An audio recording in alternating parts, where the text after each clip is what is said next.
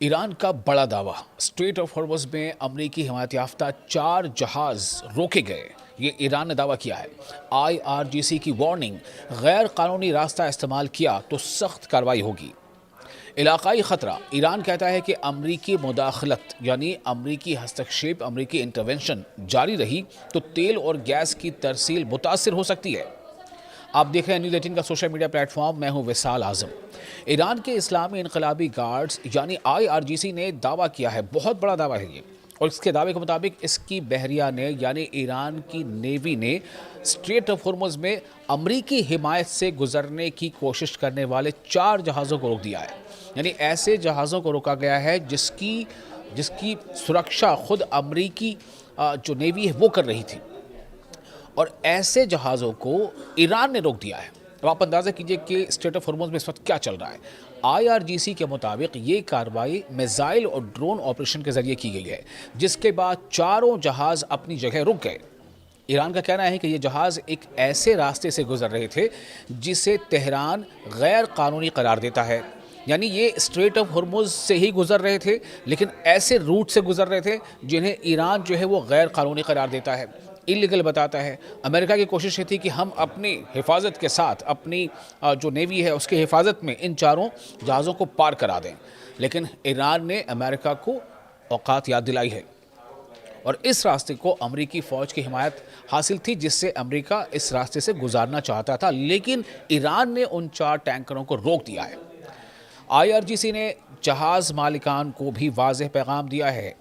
बयान में कहा गया है कि वो अमरीकी फ़ौज की सपोर्ट पर भरोसा न करें, बल्कि ईरान की जानिब से जारी करदा हिदायत यानी डायरेक्शंस, इंस्ट्रक्शंस और जो वार्निंग है उस पर अमल करें, ताकि किसी भी ख़तरनाक सूरत हाल से बचा जा सके। यानी स्ट्रेट ऑफ हॉर्मुज़ में दो हाथ हो रहे हैं, दो हाथ हो रहे हैं, कुश्ती हो रही है, दंगल हो रहा है, और ईरान ने अमेरिका के सपोर्ट से गुजरने वाले 4 जहाज़ों को रोक दिया है। एक और बयान जो IRGC की तरफ से आया उसमें यह दावा किया गया है कि 2 ऑयल टैंकर ऐसे रास्ते में दाखिल हुए जहां बारूदी सुरंगें बिछाई गई थी, ताकि गैर कानूनी आमद व रफ्त को यानी जहाज़ों के गुजरने को या आने को रोका जा सके। ईरान का कहना है कि इन जहाज़ों को अमरीकी इंटेलिजेंस ने गलत रास्ता इख्तियार करने पर आमादा किया था, जिसके नतीजे में धमाके हुए। अब आपको बताते हैं कि इन सब के पीछे चल क्या रहा है, इन सब के पीछे की वजूहात क्या है। पस मंज़र ये है कि गुज़श्ता माह ईरान और अमेरिका के दरमियान एक अबूरी मफाहमती याददाश्त पर यानी MOU पर, मेमोरेंडम ऑफ अंडरस्टैंडिंग पर दस्तखत हुए थे। इसके तहत ईरान ने 60 दिन के लिए 60 डेज़ के लिए स्ट्रेट ऑफ हॉर्मुज़ से बग़ैर फ़ीस के बहरी आमद रफ़्त की इजाज़त दी थी कि कोई भी जहाज़, किसी भी देश का जहाज़ बिना फ़ीस अदा किए, बिना कोई टैक्स या बिना कोई फ़ी अदा किए इस रास्ते से गुजर सकता है। ये MOU में दस्तखत किए जाने के शर्तों के मुताबिक था। कितने दिनों के लिए? 60 दिनों के लिए, लेकिन सिर्फ एक मखसूस और मंजूर शुदा रास्ते से। उन्हें वो स्ट्रेट ऑफ हॉर्मुज़ से गुजरने के लिए किसी एक ख़ास रूट से ही उन्हें गुजरना होगा, ये तय हुआ था, ईरान का कहना है। अब ईरान का कहना यह है कि उसने तमाम बहरी जहाज़ों को वाज़े हिदायत दी थी कि वो सिर्फ इसी मुक़र्ररा रास्ते का इस्तेमाल करेगा। जितने भी टैंकर्स को या गुज़रना है या जहाज़ों को गुज़रना है, वो सिर्फ एक ख़ास रूट का ही इस्तेमाल करेंगे, जो रूट ईरान कह रहा है, जिस रूट के बारे में।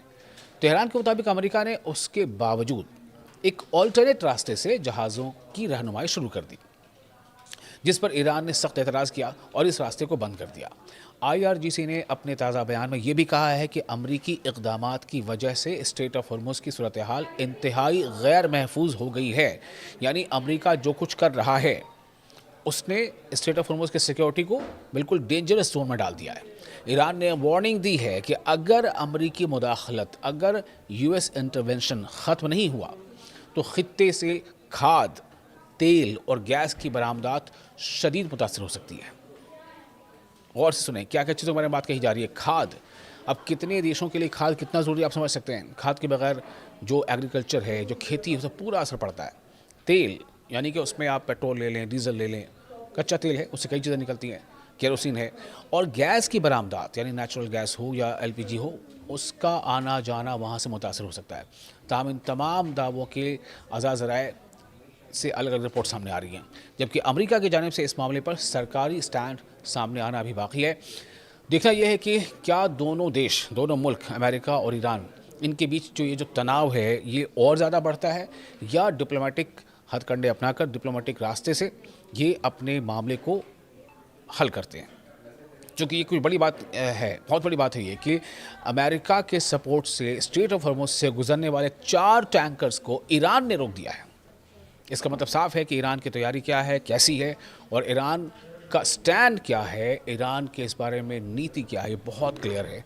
ये समझना होगा अमेरिका को, क्योंकि इसका नुकसान अमेरिका को ही नहीं बल्कि उन तमाम मुल्कों को होगा, उन तमाम देशों को होगा जिनके टैंकर्स इन रास्तों से गुजरते हैं।